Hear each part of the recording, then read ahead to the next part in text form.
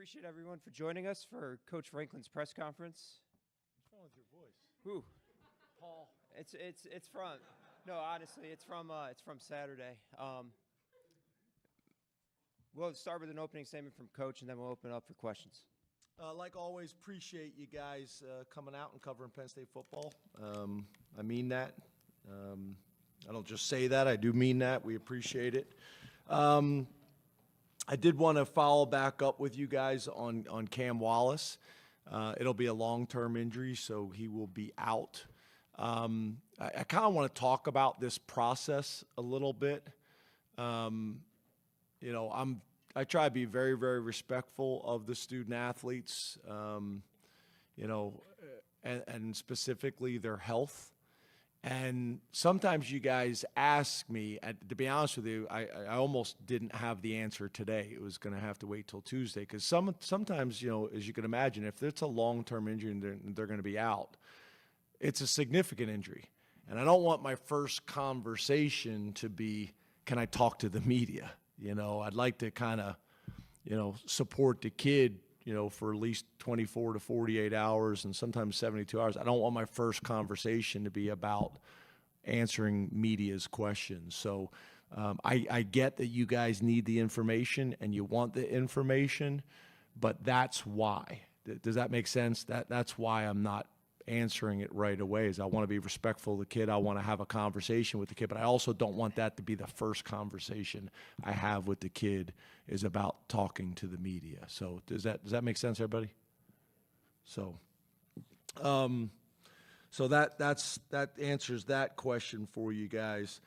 We expect to have DeLuca, Wormley, and Kimber back. I don't have a whole lot more information than that right now. Obviously, the game was Saturday. Sunday is a jog through. Monday's the off day. So we expect those guys back, but I don't have that information for you right now either. We're talking about the game, just kind of recapping some things. We won most of the critical stats, the turnover battle, the explosive play battle, the third down battle, the sack battle, the drive start battle. So we were able to, win those penalties. After the game, I actually thought we had won that statistic because we had less penalties, but we had more penalty yards. So we really did not. And then I think you guys saw we started to announce the players of the game, so you guys have already seen that. One of the things that I talked to the team about is the importance of us taking a significant step this week and not having to be one of those teams that you see all over the country that have to have a setback first before they make a wake-up call and take a significant step. So we need to do that this week. Very, very important for us. And obviously getting into UCLA. One of the things that was interesting that I was unaware of when you kind of first start kind of doing your homework on this opponent is in our last 5 matchups against UCLA, we're 1-4, which I did not expect that. Coach Foster obviously, got a lot of history at UCLA. Although he's a first-year head coach, he's got a ton of history there, obviously. A team that is still kind of trying to kind of find their way offensively, defensively, and special teams. You see them do some really nice things at times. Played really, really well against Hawaii, did some things against Indiana, LSU, and Oregon that were impressive at times. But obviously, it is going to be a challenge for us with them coming into our place. Also them dealing with travel, just like we're going to be dealing with in the future. That will factor in as well. I've known Eric Bieniemy professionally for a long time as the offensive coordinator. He's got as good of a resume as there is.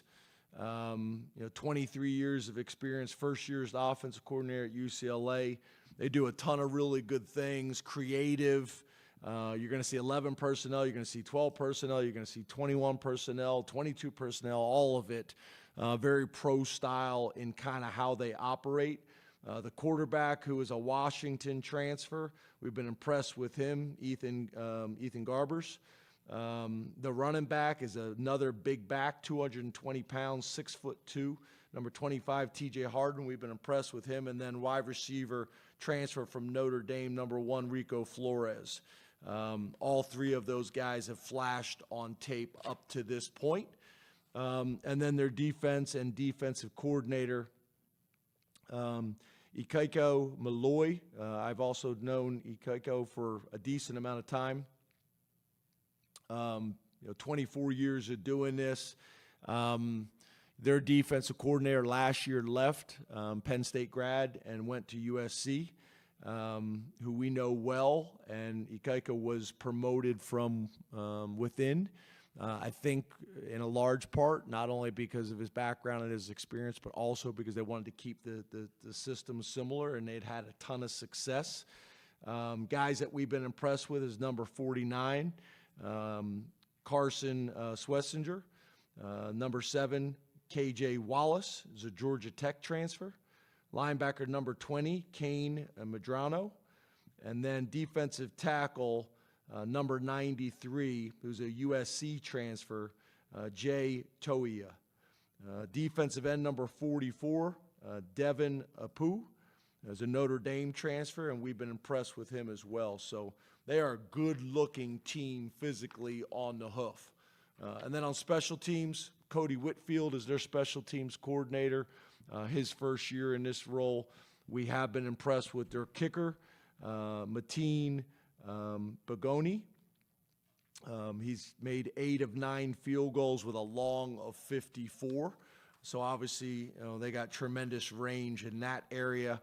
And then just to kind of give you guys some updates, red, yellow, green, nothing has really changed at this point. Luke Reynolds is a go as a green. Cooper Cousins is a go as a green, and DeWan Lane, Dele Lane is a go as a green, and the rest of those guys are kind of transitioning from yellow to green, possibly depending on how the season goes. So, open up to questions. Let's go to Rich Garcella and then Mike Gross. Good afternoon. James, can you hear me? I can hear you now, but you're not showing up on the screen for some reason. You're breaking up a little bit. Okay. Before I ask, you missed the first 2 minutes of the audio. Yeah, talking about. you're breaking up. Rich, I'll try going back to you in a second. Let's go to Mike Gross. James, good afternoon. Hey, Mike, how are you? Boy, that sounds weird, doesn't it?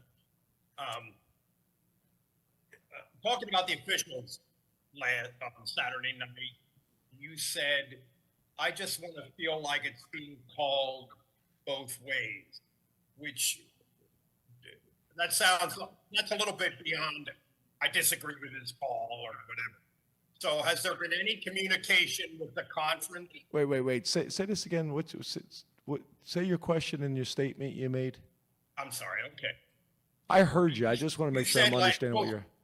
Post-game, Saturday night, you said, I just want to feel like it's being called both ways, which it seems to go beyond just saying, well, I disagree with his call or so forth.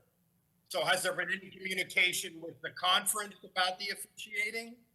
And if there hasn't, do you think there should be? Yeah, I don't know if I would characterize it the way you just characterized it. I wouldn't connect the dots the way you just did. There's always communication with the conference. We turn in the plays that we disagree with. They respond back to us. We turn in plays before our next game, things that we're seeing on film that we're concerned with. So there's constant communication. We got to do a better job of being more disciplined and handle the things that we need to handle. First of all, priority number 1 is us. It's been that way my whole career. and specifically here at Penn State. So I want to be very, very clear on that. But yeah, the way you're characterizing the statement I made, I wouldn't characterize it that way. Let's try Rich again. James, can you hear me now? Yeah, Rich, I apologize. I think it was on us because the system was kind of wacky for Mike as well. So sorry about that. That's okay. Before I ask my question, can you go over what you said before you started talking about UCLA? Because we didn't hear it. Yeah, so obviously our system is a mess. What didn't you hear? Oh, okay. So the injury stuff that I talked, was that what you didn't hear, Rich? I didn't hear anything yet. Okay, sorry, Rich. So Cam Wallace is out. He's got a long-term injury. And what I was talking about with the people in the room is I want you guys to kind of understand that process a little bit. I always want to be respectful of the young men and their injury and make sure that them and their family are comfortable with me talking about that. But the other thing is, because typically it's the more significant injuries, right? I don't really want my first conversation with the kid to be, hey, can I talk to the media? I'd like to, show him and demonstrate that my concern is for him and make sure he's okay. Give it a day or two before I have a conversation about addressing the media. So sometimes you guys ask, and I get that you have to ask, but that's why I'm waiting, is I don't want my first conversation to be about, addressing and answering your guys' questions. So that's what I was talking about. And then I think I said DeLuca, Wormley, and Kimber were anticipating those guys being back, but it's hard for me to say on a Monday press conference when today's the off day and yesterday was a walkthrough. You still got to kind of see them on Tuesday and Wednesday, but we're anticipating those guys being back. Okay. How would you say the offensive line has played? You broke up again. How would you say your offensive line played to this point? Just so you know, talking slower doesn't help with the breaking up. Yeah. It's like people say, I don't understand English, so you talk louder or slower. So I think all things considered, right? The fact that we had three guys that are playing in the NFL right now off of last year's team, I think very well. And I think that's a credit to Coach Troutwine and Frank Leonard and Bill Quaisert. I think those guys have done a real good job, as well as the players. I think Nick Dawkins is a big storyline there as well. A guy that's been kind of waiting for his opportunity and his time. And, we had high expectations for him, and I actually think he's probably playing better than we anticipated. Not only physically, but also mentally in terms of calls and leadership. He's been really good. So I think, you look last week. I got a ton of respect for Illinois and Brett Bielema, what he's been able to do kind of throughout his career, and it's been built based on fronts, front seven on defense and O-line and tight ends and running game. That running back, I don't know if you guys got a chance to see him close up. I mean, he was a specimen, like 250 pounds. And I thought we played very well up front against a team that is built to win games in the Big Ten on their fronts. It's one thing, like our defense, it's one thing to hold a team to, whatever it was, 60 yards or whatever it was. 39. Yeah. For the five from the. No, rushing. How many yards did they have rushing? 36. Yeah, 36 yards rushing. It's one thing to hold a team for 36 yards rushing. It's another thing to do it against a team that's committed to running the ball. And same thing with their front seven. They were committed to not giving up explosive plays, so they played more cover three and less man than we expected. And with that cover three, it allows you to get another safety in the box. So they were committed to stopping the run and not giving up explosive plays. That was the game plan from my perspective. And we were able to run the ball and do it in a very physical way. not only the O-line, to answer your question, but also the running backs. There was some punishing runs that Nick Singleton and Katron Allen and and Tyler Warren as well. There were some physical runs. So I've been pleased with that group. Let's go to Mark Wogenrich and then Frank Bodani. Hey, Mark. Hi, James. How has Katron Allen specifically progressed as a player and person in your program since his freshman year? Yeah, I'm really proud of Katron in so many different ways. And to be honest with you, Katron, as always, really just kind of maybe some bad luck, but historically with his time here, he's always had some lingering injury in the offseason that I think is hurt some of his development. He's one of the more natural football players that we got. It was really that way when he showed up on campus. And don't get me wrong, he's worked very hard at his development, but he's just missed a lot of time in the offseason. So, to see him playing the way he's playing right now is awesome. And then also to see him and Nick, they're both fairly quiet guys, very different kind of personalities, but both quiet. And to show them, showing emotion and having fun and being supportive of each other as well as the O-line. I thought that play, that Katron scored on, and, he does the whole deal where he's kicking down the door, and the whole offense did that with him. I thought that was a very telling of how connected our offense is and how connected our team is. But I'm proud of him. He's doing really, really well in school. I was at IMG a few weeks ago, bragging on him to everybody on campus, just how well he's doing. He's doing really well in school. He's a great teammate. He's beloved by his teammates. He's playing really well, very, very productive. I'm proud of him. He's really growing up. And I think we've challenged him there as well, in terms of his leadership, how communicative he is. He's really growing in all areas, and I'm very proud of him. And I was back there at IMG telling everybody on that campus how proud they should be of him too. Last question from Zoom, Frank Bodani. Hi, James. Hey, Frank. Good afternoon, Fred. Could you please evaluate your punt return situation and your production there so far? And who is Caden's maybe toughest top challenger there at this point? Yeah, so Caden suffered a injury during training camp. That's why you guys see he hasn't been playing much wide receiver, and we had anticipated him having a pretty big role for us on offense. So he had an injury, and early on we weren't sure if he was going to be able to go. And then he got cleared, and it was him getting confident, back to being out there, and really kind of the plan for the first couple of games was to just have him catch the ball, because we had a ton of confidence that he would catch the ball, and predominantly fair catch the ball.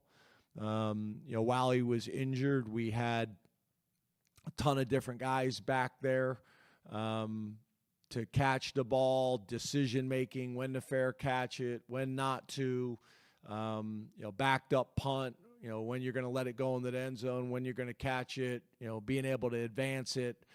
Some really good athletes, but that's a unique job, and that's a unique skill set. I think you also saw we used Jake Spencer. He was another guy that's caught punts in college games before. But obviously we put him in on that one, and the ball got to the ground. So, that obviously created some challenges for us. So we've had a bunch of competitions for somebody else while Caden was getting healthy. and no one really took the job. So we were still kind of at a point where having Caden, for the most part, catch and fair catch. Zion Tracy's a guy that we think is close. As you guys know, he's got a background from high school as not only a returner but also a wide receiver.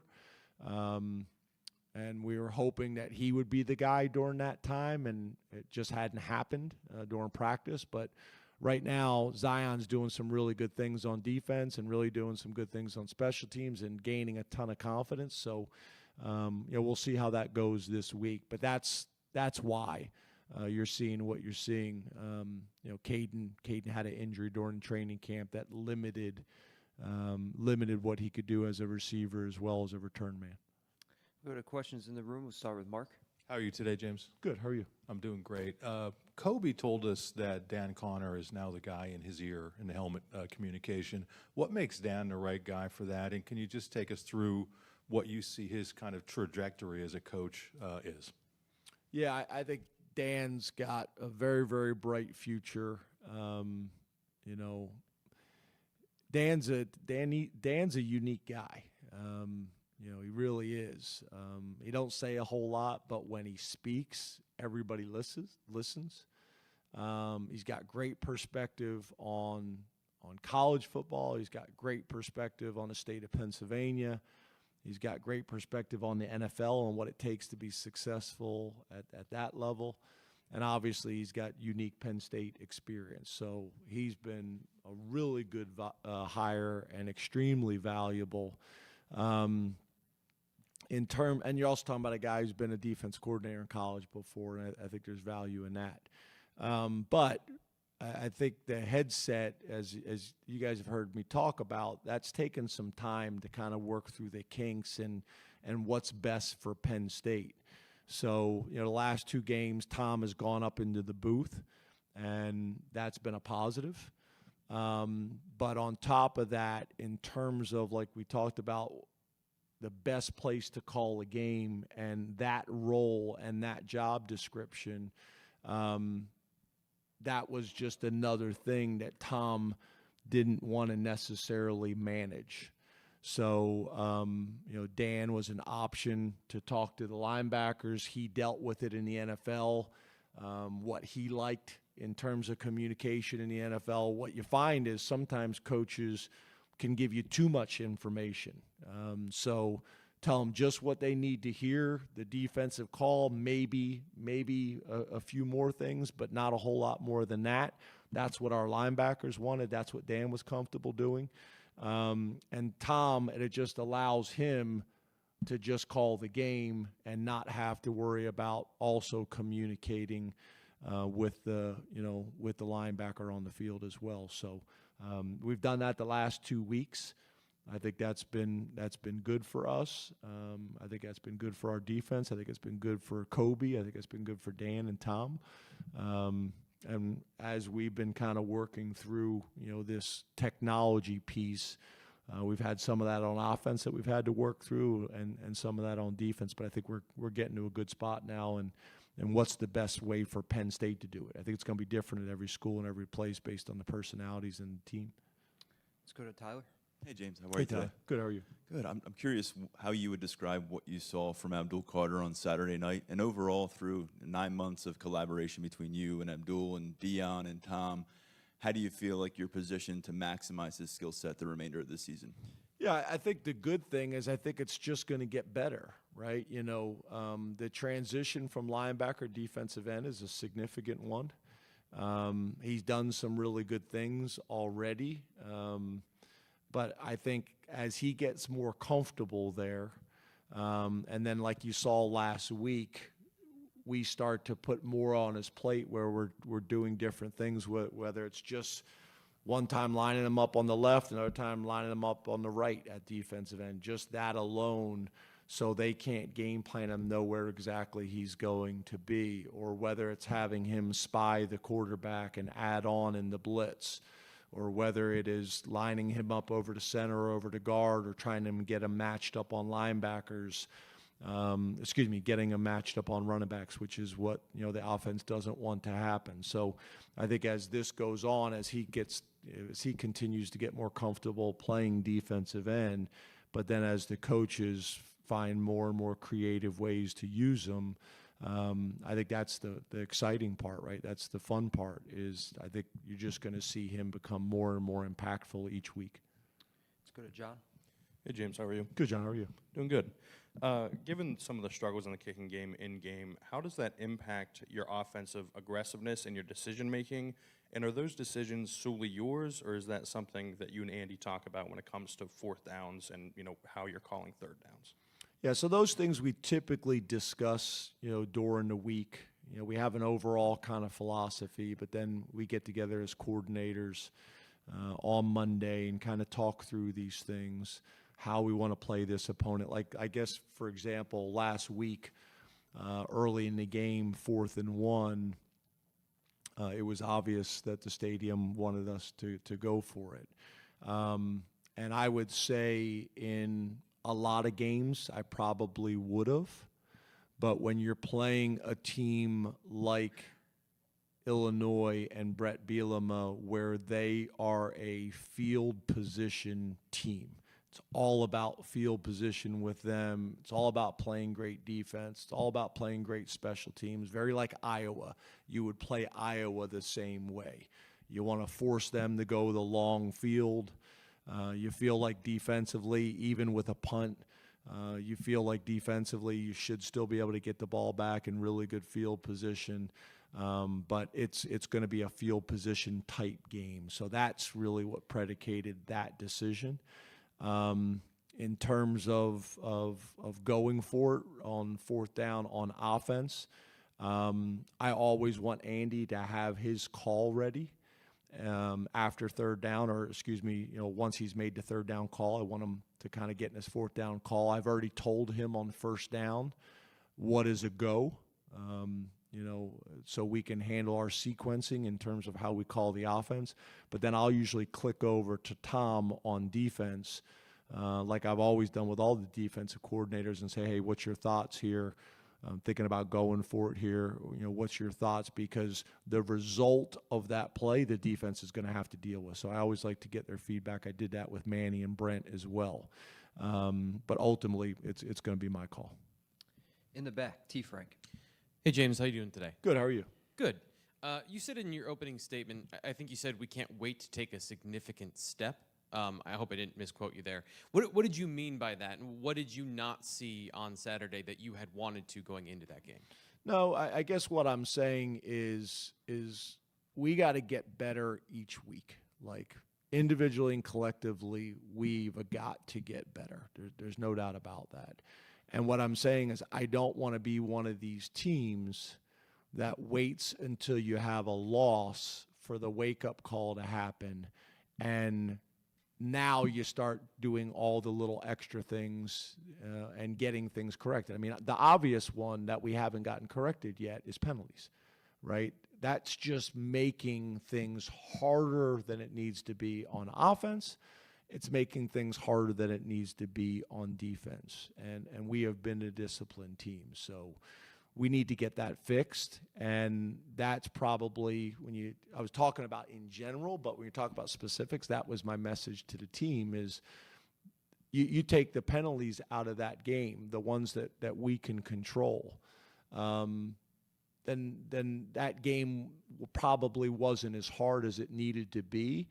And like what happened in the second half, the game and the score gets out of whack, and you force them out of their traditional game plan. That game was going exactly how they wanted it to go for a long time. And then what happens is we're able to get, a more significant lead. Now they have to play a style of play they don't want to play, and then all the sacks come. If that doesn't happen, we don't get the sacks, and then you guys are asking me after the game, well, we haven't gotten pressure on the quarterback. It's because of the style of game and how the game was going. So it's those things that I'm talking about. In general, we got to get better. We shouldn't have to have a setback. We got to just make sure we're not becoming complacent and get better every single week, individually and collectively. But then also the areas that are obvious that we need to get cleaned up, like penalties, we need to get them cleaned up. Can't just keep talking about it. You guys don't want to hear it. The fans don't want to hear me just keep talking about it. We want it fixed. And ultimately, as coaches, we got to make sure that happens. But also the players have to make sure that that happens. Audrey? Hey, James. Good afternoon. Hey, Audrey, how are you? I'm good, thank you. When you kind of look at your kicking situation, where you guys are at, I guess, how will you kind of go through that this week, and what maybe are you seeing in practice? Like, is it different in practice than it is in games with those guys, or where do you kind of? Yes. Yeah, it's different. I mean, yeah, well, first of all, we're talking about kicking, right? It's not kicking because we've been punting the ball fairly well. We've been kicking off fairly well. It's field goals.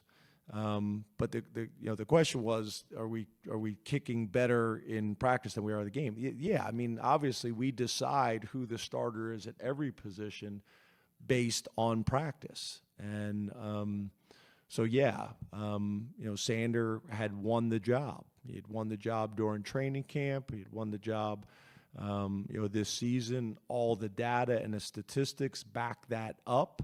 During the spring, it was a closer battle, and then Sander just slowly but surely took the lead. But it was close. It was close. But I think everybody felt comfortable that was the right decision. So. We'll factor all of that in this week in making the decision. It'll be a competition, but it won't just be a competition just based on just practice data alone. You have to factor in the game data as well. But we'll go from there. But yeah, it's obviously he was the starting kicker for a reason, and up to this point. Or at least before that, most of the data we had was practice data. Let's go to Neil in the front. Hi, James. Hey, Neil. Wondering with UCLA, USC, between you and your staff, like how much intel with colleagues that you typically gather, and the fact that they're on the West Coast, how much that has maybe changed or challenged between you and your assistants that wouldn't maybe have as many relationships out there as you have in the East? Yeah, I don't know about that. I think our approach when it comes to scouting our opponents is the same. Just like in your guys' profession, our profession's the same way. It's a small world. I mean, you got a lot of contacts and connections of where you're trying to get information from.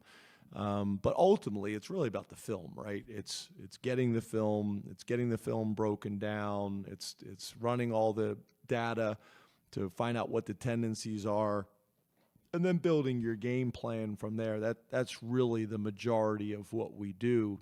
The stuff I would say that you're asking is really more about that I think, to answer your question, is significant, is talking to buddies and friends that have done the cross-country travel. And you do all this planning. Okay, what did you learn? Okay, you did all this planning, and then you actually did it. What did you learn, and what would you do differently next time? And, asking a ton of those questions. We did a lot of it ahead of time with NFL teams and other college teams that have done that type of travel. But then also, this year being able to talk to other teams and letting our ops people talk to other ops people, talking to head coaches that are friends and saying, hey, what did you learn from it after doing it now for maybe the first time in Big Ten play? So that's where I think maybe things are different. The game planning and the scouting doesn't change a whole lot based on those opponents. Time for two more. Were you going to say something else? Did you guys figure out when you're leaving next week? Yeah, Thursday. Got time for two more. Daniel? Good afternoon, James. Good afternoon. How are you? Doing well. We saw Dakari get the start at linebacker on Saturday night and played a significant number of snaps. How would you evaluate how he came out of that game and in that development going from safety to linebacker at this point? Yeah, just proud of him. the light has really gone on for him, and that happens for players at different points in their career. It started, like most of them, on special teams. He was having success on special teams. That success has bled into defense, and he's having success there. The transition from safety to linebacker is something that he's embraced and trusted us on. And I think he's having a lot of fun right now playing football and having success. And he's been acknowledged publicly multiple times in front of his peers about how well he's doing and how proud of him we are. And that's not an easy transition. Just like we talk about Abdul going from linebacker to DN, that's a very different world. And I think it's obvious that this is the right position for him, and he's doing some really, really good things. So very, very proud of him. Again, the exciting thing is, this is really his first time doing it, so he's just going to get better as he gains experience and knowledge. But we're excited about him at that position and on special teams. He's really doing some nice things for us. And with Dom being out last week, he had to. With hopefully having Dom back this week, it creates some flexibility and hopefully a really good rotation with some of those guys. Last question, Mike. Hi, James. Hey, Mike. You said on Saturday was really interesting about the team discipline and meetings and notes, kind of a two-part one. I'm sure you've shared that with the guys, and is it going too far to tie that? Years ago, after the Ohio State loss, you also made mention of something like that. How do those things transfer and translate for you? Yeah, I think they always translate. I don't know about the reference you made there, but I think the point, I feel very strongly about it. Talked about it with the staff, talked about it with our team, is discipline that shows up on game day is tied to discipline that shows up in practice. That is tied to discipline with going to practice and going to class and not showing up on lists and being on time and sitting in the front row and taking notes and study hall and meals and just all of the responsibilities that they have on their plate. Discipline in those areas translates to the field. And coaches have been talking about those things forever. So, yeah, I think there's a correlation. There always has been. So, we need to get those things buttoned up. It's always a challenge when you got 120 18 to 22-year-old males that are still figuring out. The college experience is difficult for normal students, let alone student athletes that are trying to balance both things. But yeah, that's something that I've always believed and always preached. And that's not just this year. That's been every year. That is a challenge to get 18 and 22-year-old males to consistently do what they're supposed to do and how they're supposed to do it. And those things do translate to the field. I believe that wholeheartedly. Thank you very much, Coach. Thank you.